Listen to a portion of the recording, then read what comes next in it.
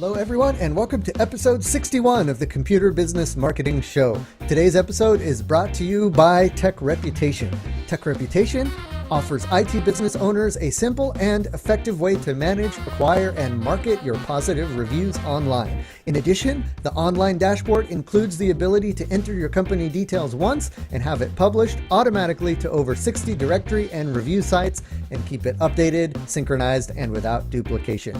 Visit techreputation.com/TSB for 10% off your setup and monthly subscription fees.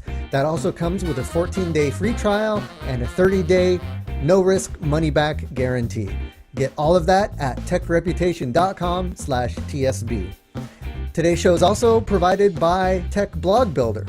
Tech Blog Builder is the blog writing service for IT businesses. We craft content that converts website visitors into customers with 100% unique, SEO-ready, professionally written blog posts delivered on a consistent schedule. Learn more at techblogbuilder.com.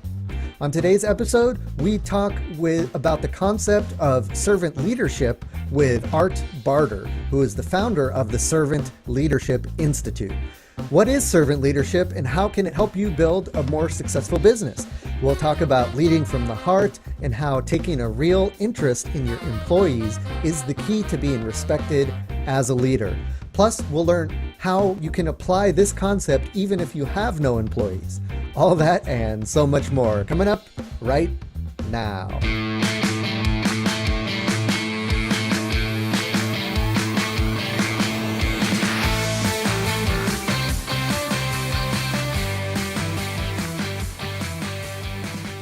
Hello, everyone, and welcome to the Computer Business Marketing Show. If you own or work in an IT services business, this is the place to learn how to get more clients, keep them happy, and grow your revenue. You can watch, download, and or subscribe to all show episodes at computerbusinessmarketing.com. You can also catch our live stream on Facebook every Thursday evening at 7 p.m. Eastern. Just be sure to like the Tech Site Builder Facebook page, click the following tab, and then select See First so that anytime we go live with a new video, it'll jump to the top of your Facebook feed. You'll get an alert. That way you never miss it. And it's always great to catch the show live because you can interact, you can ask questions, you can affect the flow of the show. Sometimes someone will ask a great question in the middle of an interview and I'll bring it up in the middle of the interview and the guest will be able to answer it right there on the spot. So it's a great way to interact with us and make sure that you have your questions answered and you can participate. That's the cool technology these days, right? We can go live with these types of interviews and video shows, and that's what it's all about, and that's why we do it the way we do it here. Go live to Facebook so you guys can participate. Also, don't forget to sign up for the Computer Business Marketing newsletter. That's where you can get info on the latest podcasts we've released, articles from around the web from different marketing gurus and experts. You can also get a digest of the most recent Facebook posts from the Computer Business Marketing Facebook group. And that's a cool place where lots of computer business owners are there sharing their problems and their wins and asking for advice and getting some great advice. So that's definitely one you don't want to miss. And then finally, every newsletter ends with a tip of the week. It's either a marketing quote from someone who's a marketing expert, a famous marketing person, or just a thought that I had throughout the week, maybe a lesson I learned or something I found that worked really well. So all of that is put together in a nice weekly digest that you get sent to your email inbox every week. And you can subscribe to that by going to computerbusinessmarketing.com, and the form is right there on the website.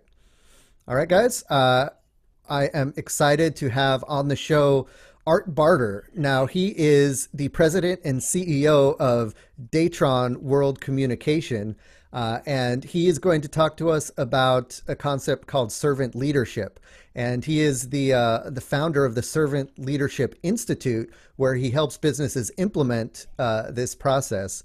And so I'm real excited to dig in to that with him and just find out what this is, how it can really help us grow our businesses. And so we're going to dig into that in a minute. But before we do that, I just want to give a shout out to our first sponsor, and that is Tech Reputation. TechReputation.com offers IT business owners a simple and effective way to manage, acquire, and market positive reviews online. And I've said this before, I'm going to say it again. Reviews are the lifeblood of businesses these days. The first place people go, besides their friends and family, to look for services that they need is they go online. They look for, the reviews, whether it's Google or Facebook or Yelp.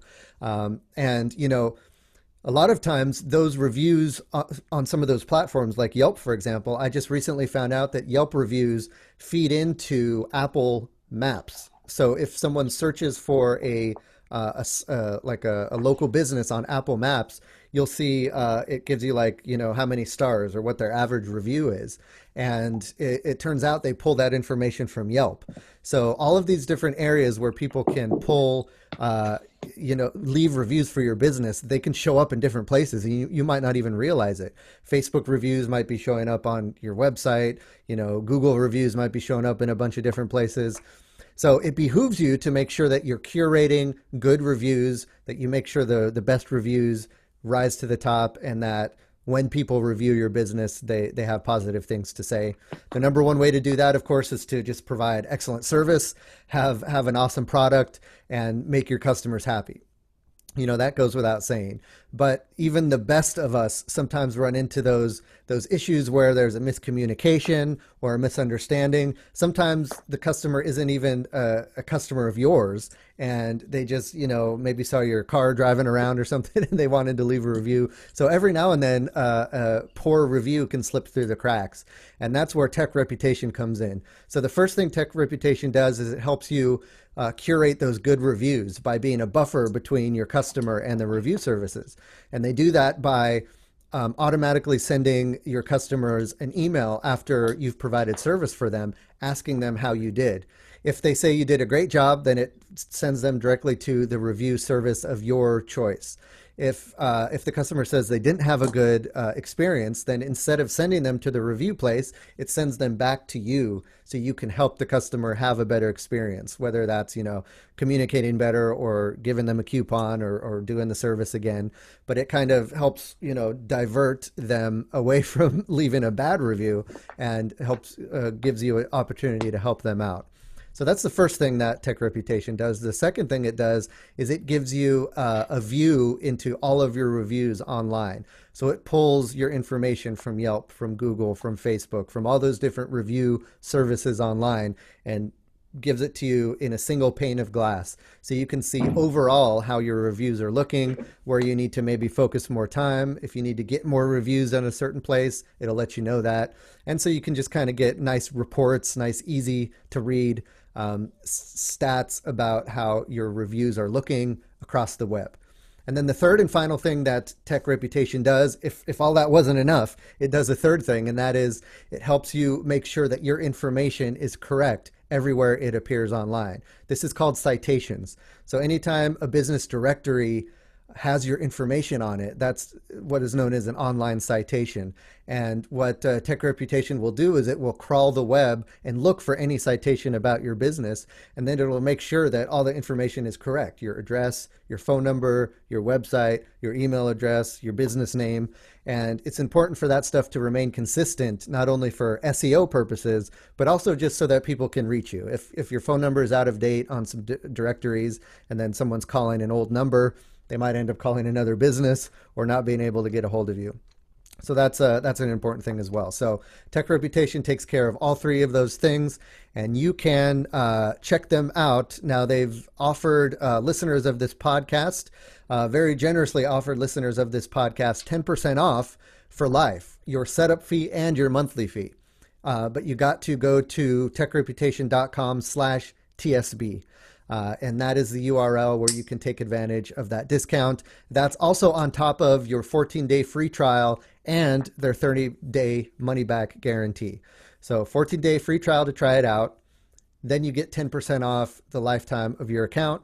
Just head on over to techreputation.com/TSB, and the details about how to take advantage of that discount are there on that page. We thank Tech Reputation for being a longtime sponsor of the show, and definitely hope you guys check them out. All right, guys. Without further ado, let's jump into the interview today. As I said before, I have Art Barter here, and he's going to talk to us about the concept of servant leadership. How you doing today, Art? Doing great, Matthew. Doing great. Thanks for having me on. And I want to thank your sponsors as well because it gives me a chance to come in and hang out with you guys. So, yeah, thanks. Excellent. Yeah, thanks for hanging out for us through the intro there. And before we jump into the topic, just to give folks kind of a little bit of a background on yourself, if you can let us know, a little bit about your background and what led you up to where you are today. Oh, sure. I went to school at Cal State Fullerton, grew up in Orange County in a small town called Tustin, California. It's not so small anymore. And high school, went to college, was trained in finance and business. And my career started at Disney. I worked at Disneyland, spent some time there out of high school, and then worked my way through college. Worked in their finance department there towards the end of my time there. And good company. Had a lot of fun there, but decided that I wanted a little smaller environment where I could make a bigger difference. So I went to work for a manufacturing company and found out that I love to build things and have been involved with manufacturing companies my entire career since I left Disney. So I've built specialized printers. I've built medical bone saws, motors that drive MRI devices, motors that drive radars and fighter jets. And all through that process, I fell in love with doing business in the international marketplace. I love to do business outside the United States and found this company in mid to late 90s that claimed that they did over 90% of their business in the international marketplace. And when I looked at them, I said, wow, they do business in interesting places like Sri Lanka, Bangladesh, Central African Republic, and I said I need to go to work for this company just to see where they do business. And that company was Datron, and I went to work for them in '97 as their VP of Finance. Got involved with operations as I always do in companies, and so took over operations. And over about 4 or 5 years, we were bought up by Titan Corporation. I got an opportunity to buy that division from Titan in 2004. And in November 2004, decided to buy the company. The company at the time was doing about $10 million and losing money. And decided that I had been in the power leadership model most of my career, was tired of sacrificing my life and my family's life for my career, and decided that we would run Datron with different principles, and decided, Lori, my wife, and I decided we're going to run Datron under servant leadership principles, where the idea was that my job was to serve everyone in the company, to help them be successful in their role in the company in order to serve our customers. And so we started that process in 2004, started the implementation in 2005 with training. But I want to share with your audience, I was challenged in 2003 by Ken Blanchard. I'd never met him until he came and talked at my church. And he challenged me in my leadership style. And I met Ken for the first time that night personally. He's become a great friend, a great mentor. He challenges me all the time to look at things differently as leaders. And without Ken's encouragement, I don't think I would have changed my own leadership beliefs and behaviors. So we started that journey in 2005. And in 6 years, we grew the company from $10 million to $200 million, pretty much with the same people. And I always had people tell me when you reached about a $50 million company, you were going to have to revamp the entire leadership team. And I said, I don't believe that. And it turned out to be advice that was old school. And we actually built the company and had record profits, record returns, record cash, record bookings, you name it. We just blew the lid off the place. And I attribute that to the culture of serving that we brought into the company. Now, our mission and purpose at Datron is very simple. We want to positively impact the lives of others today and in the future. So it's not just about selling a product today. We want them to experience the best service from a radio communications company out there. We build radios for the military marketplace. in the international market. Well, I don't sell to the U.S. military. I sell to foreign militaries.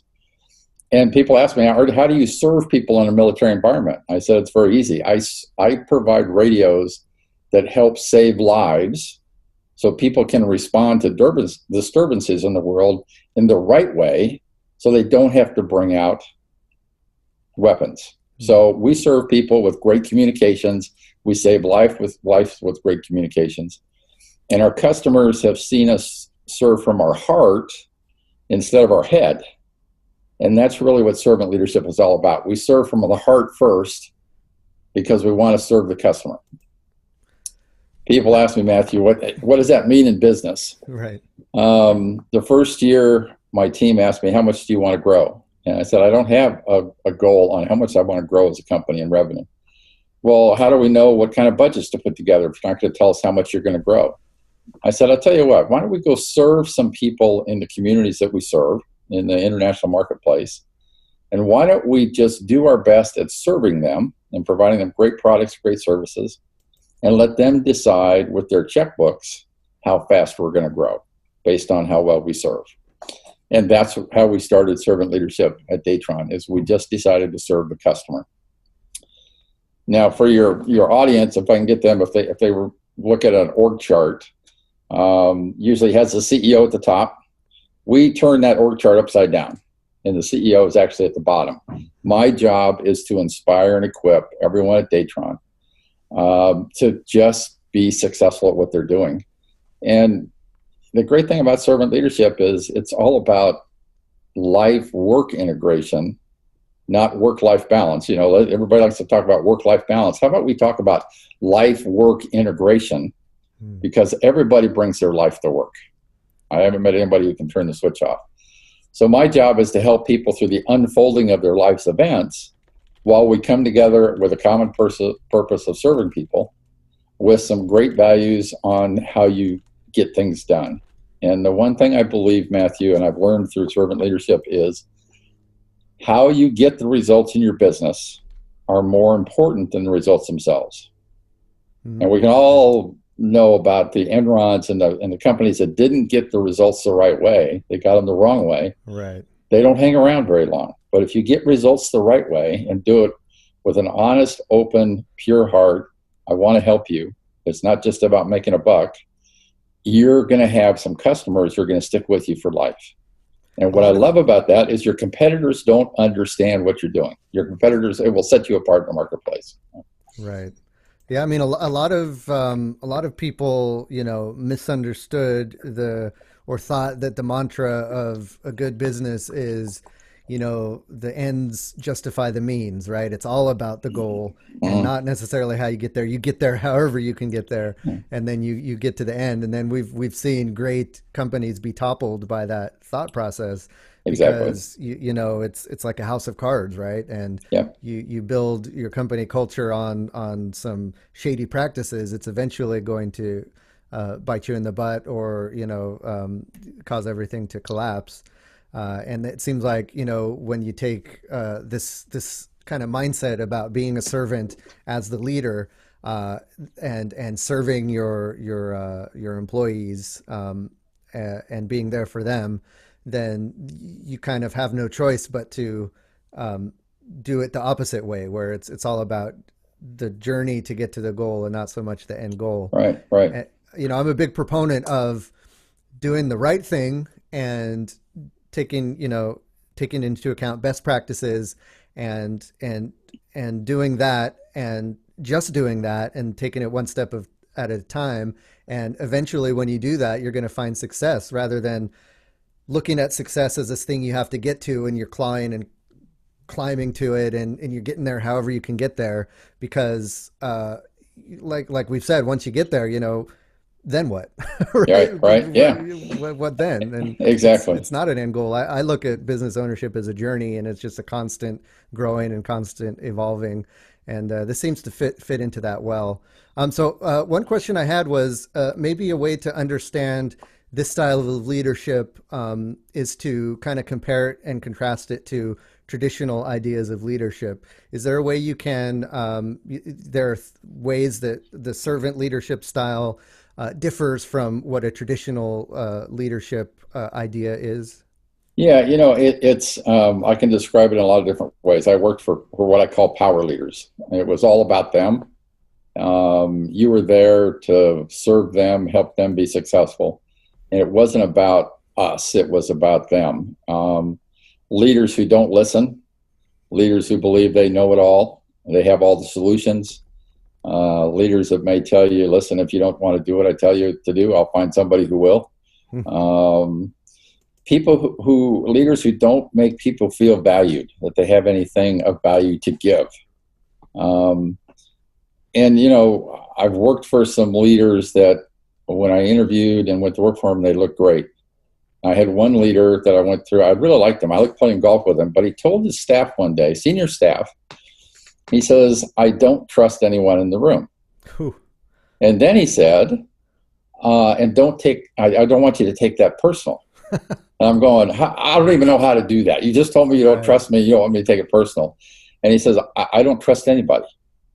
And he didn't last very long. He lasted for a couple of years because he couldn't get results because he didn't extend trust to people in his organization.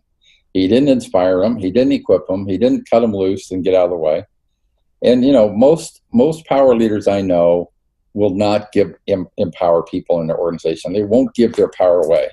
Servant leaders give their power away. We train up people, we equip people, and then we get out of the way and let them go do the job that we've hired them to do.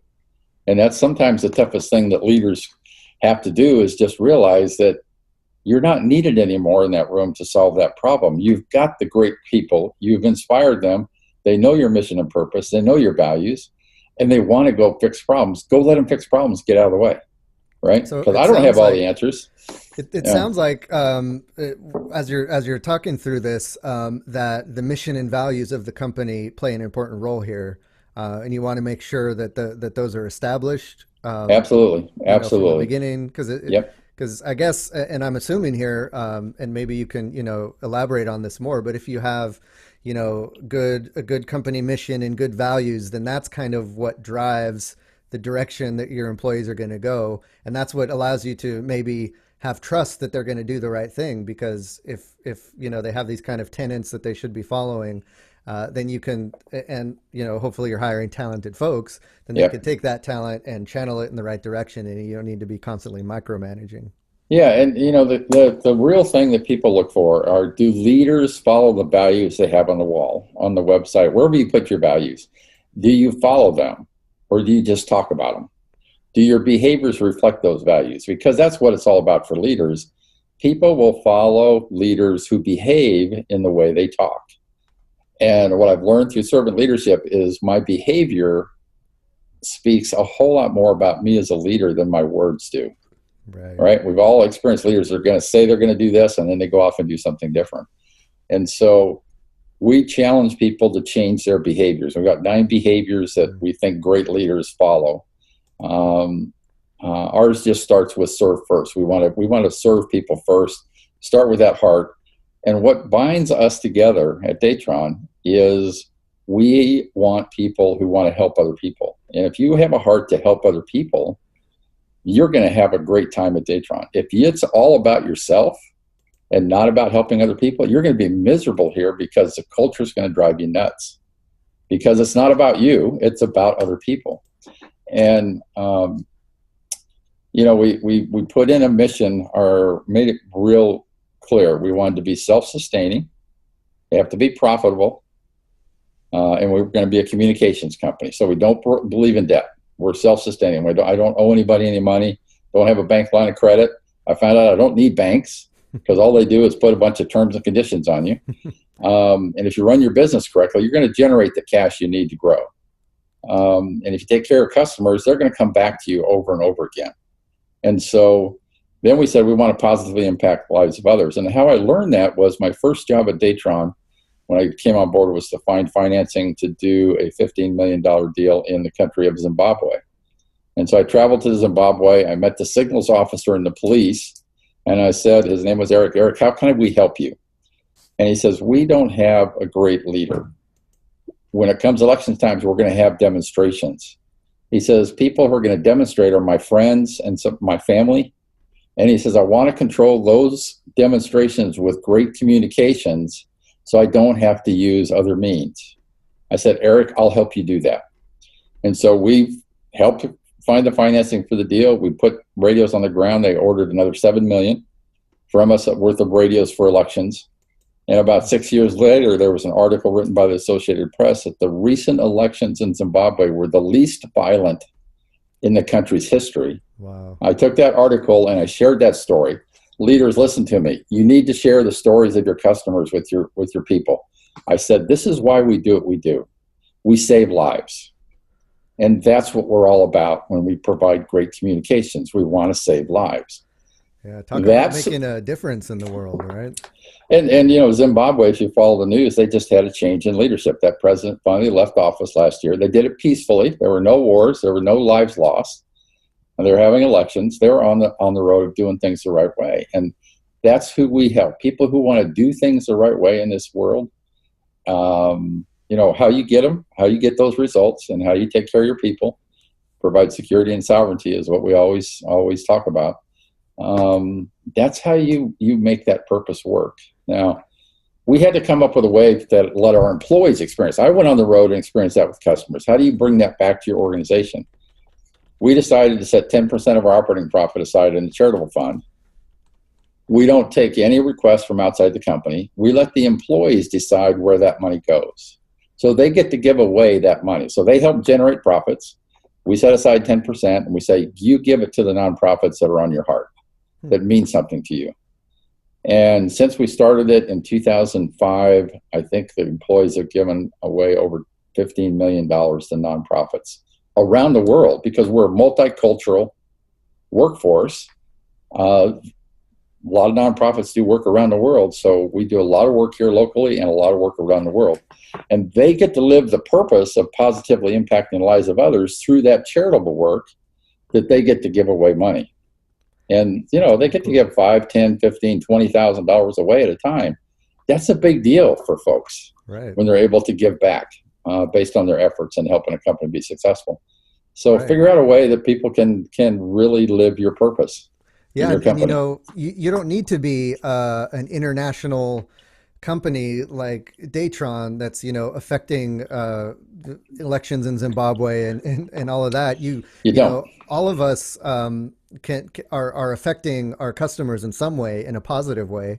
And you just need to look for your purpose in that. I mean, you know, most of you guys listening are local IT service shops, right? You're serving local businesses or local residential folks.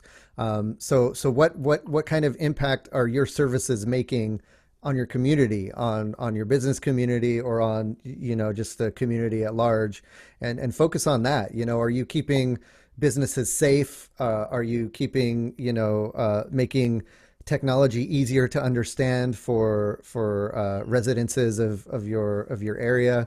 Look at those kind of purposes that drive your business, and then share that with your employees, and that can be kind of the driving purpose.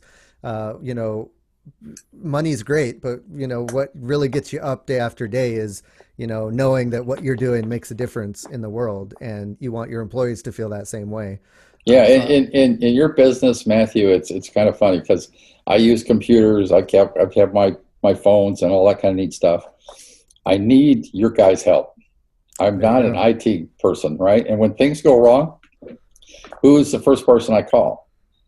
And you know what? I'm not up to speed with everything that's going on in this world. So if you try and tell me everything that goes on, and here's why, I'm going to have a blank stare on my face. But if you fix my problem and I'm back up and running, man, I'm a happy customer, right? Exactly. So meet people where they are. Or if you want to be a good servant leader, you meet people where they are. You don't necessarily have to give them all the answers because they may not be ready for it, right? I can go in and talk technical insides of a radio with people, but most people are going to look at you and go, okay, show me how to turn it on, show me some buttons for programming. That's all they need to know. And you guys are in a special world where I have everybody in my company who's impacted by IT. Everybody has a computer. Everybody's online. You guys know better than anybody else when things slow down on the internet and we can't get on our business systems, etc. You know who we're going to. Exactly. And when you guys do it with a smile and you do it quick and you get the business back up and running, you keep owners like me really, really happy. And those are the people we remember. We don't remember the people who, moan and groan and all that kind of stuff. We remember the people who came in and served us and got our business back up and running. Yeah. And had a positive, I like that positive attitude, right? Have a And positive that's attitude, something yeah. that's so hard to remember, and it's something you have to be intentional about every day. Is every customer you interface with, it's their first interaction with you of the day. It might be your fifth, ninth, dozenth customer that you've interacted with that day, but for that customer, you're it. You're So it, yeah. you want to have that first interaction with them be a positive one. Don't take the baggage of the rest of the day with you. And that, I think that's a great reminder, and it has nothing to do necessarily with the topic, but just something to remember. Well, when you serve people from the heart, and that's really my message, and certainly when you serve people from the heart and not from the head, right? I have a problem. I want to get back up and running. I serve people from the heart. How can I best serve you today? Right. And when you do that, people respond and go, this company's special because they do things differently, right? They do things differently. And when you do things differently and your competitors don't understand what you're doing, guess who they're going to call the next time they have a problem? They're going to call the company with a heart, not the company who has the brightest mind, because they want people who will serve them and help them run their business. Yeah. Yeah. They're going to call the company with heart. I gotta frame that and put that on the wall. That's a great one. So talking about, the idea of servant leadership sounds great. I think we all want to be that leader that people, look up to, people love to work with, they respect. And I think this is a great way to do that. Talking about, the types of folks that are listening to this, they're running the computer repair shops. They might have a few employees. A lot of the stuff that we've been talking about sounds great for, big corporations with big org charts and stuff, but how can those listening who are either solopreneurs or they have just a handful of employees, how can they start to think about implementing this servant leadership mindset in their own businesses? We get questions all the time. My CEO doesn't believe in servant leadership. How can I start if I don't have his support? And our response is start with yourself. If you want to be a different type of person, then you live by your values. You have values? Great. Live by them. And what are your core values? Which are the ones won't you break? Because there's a difference between core values and just values. And people go, Art, what does that mean? I said, well, when was the last time you were late to a meeting and you blamed traffic, but you didn't tell the people in the room that you didn't leave home in time to get there in time, and you blamed it on traffic, right? We all do that. We all have little bits like that. But what's your core values? And you've got to stick with that. How do you like to be treated? And I'll challenge business owners all the time. How do you like to be treated? If you like to be treated in a positive way, treat your employees in a positive way. We have a responsibility to meet employees' needs. That doesn't mean all their needs. That means that they expect to get paid on the payroll day. They expect to have their benefits if they have benefits. You know what? Our job and our responsibility as leaders is we want to grow and have a great company, but we have to make payroll. We can't put payroll on hold while we put in a different type of culture. And that's one of the toughest things people can do. If you've got a small entity, you guys can go make it happen a lot faster than an entity my size. I've got a lot of 30 leaders I need to go work on at one time. You guys may have 4, 5, 6, 10, 15. Man, just start where you are and ask your people, what do you need to be successful? What can I give you? Make sure they have the right equipment, the latest software, the latest tools, so they can serve their customers great. When they need help, say, hey, listen, I got time to help you. If you don't have time, say, hey, listen, I don't have time now, but I'll come back tomorrow and I'll sit down with you and listen to what you have to say. Leaders who listen to understand, and that's a big one, not just listening, but listen to understand, and ask questions from their employees when they're telling them a problem. Tell me more or help me understand. Those are the things that help a leader get to what's really going on in their business so they can solve that problem and help that employee. but you have to do it from your heart. Employees have to feel like you care about them. Right. And if you don't care about them, don't expect them to care about you. Because if you want to be treated in a certain way, then treat others that way first, and watch out what will happen. So you can do this in a group of 1 or 2 or 3. You can do it in a large group. The smaller the group, the faster you can transform your business. And so that's a real plus for folks in your business. You're small. You can go make this happen a lot faster than a company my size. Yeah. Right. And I think that sounds great. And I think, maybe like a practical approach to this is, the first interaction you have with your employees in the day, is it, what did you do for the company, or how hard did you work yesterday? It shouldn't be that. It should be, how can I help you? Or how are you feeling? How are you doing? What can I do to help you? Kind of, really, and then really meaning it, really caring about it. And if you start the day like that, then it kind of gets things started on the right foot. Because I know I've had bosses in the past who, I always hate coming into work because they're always going to get on me about, this and that, or they're going to have this, this great idea that they want me to implement, and that's going to be the first thing that I get in the day, and it's just going to stress me out.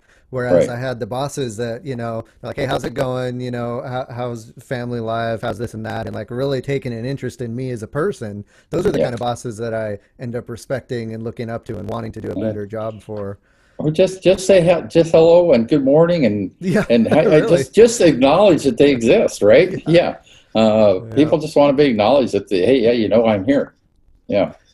Yeah, great. So a lot of great inspirational things that we can kind of take and implement right away. If we want to dig further into this idea of, this servant leadership, I know you've got some resources and some books you've written on the topic. Where can people find out more about this, and what are some of the resources you have? Yeah, go to servantleadershipinstitute.com website. You'll see a lot of the content we've developed. We've developed training programs. I've authored 3 books, championed about 6 or 7 books total. But 3 books. We started with writing a story about servant leadership on the farm called Farmer Abel. That was a lot of fun, and people love that because they can relate to animals, and they can talk about, hey, I'm Juanita today, the chicken, instead of making it personal that it's art, right? And it's interesting to watch them learn and grow together by talking about what went on the farm. It's a fun environment to learn, and we had a lot of fun writing that. Done very, very well with that. We did a servant leadership journal that takes you through the 9 behaviors that we saw in our organization that people really grew from. And so we take you through an 18-week course through 2 weeks in every behavior. And then this year we wrote the story about the Datron transformation, what we did at Datron, and how we implemented servant leadership. And that book's called The Art of Servant Leadership too. All available on Amazon. You can go search my name, but servantleadershipinstitute.com is really where all of our information is located. So we'd love to get some books in people's hands and help some people who are interested in learning more about servant leadership.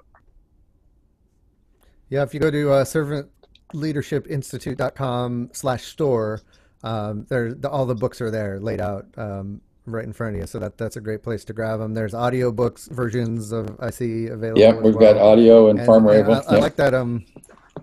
That story approach is kind of like the Ken Blanchard approach, who you said was kind of like a mentor to you, and it's kind of a great way to get some of these more complex or maybe kind of hard to implement ideas about leadership into more of an approachable way. Is through some fables and it is, and stuff, so. One of the things about Farmer Able we discovered was a lot of parents were reading that book to their children.